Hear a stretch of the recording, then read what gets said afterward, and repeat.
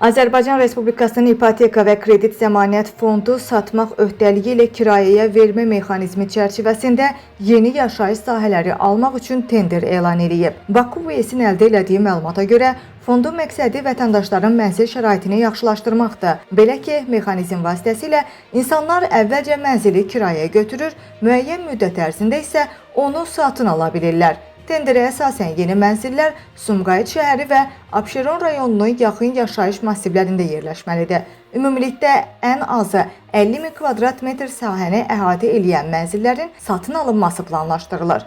Bu layihə Azərbaycan Prezidentinin 2019-cu il tarixli fərmanına uyğun olaraq həyata keçirilir. Müsabiqənin ümumi dəyəri təxminən 213 milyon manat təşkil edir. Maraqlı tikinti şirkətləri təkliflərini 23 iyun 2025-ci il saat 10-a qədər təqdim eləyə bilərlər.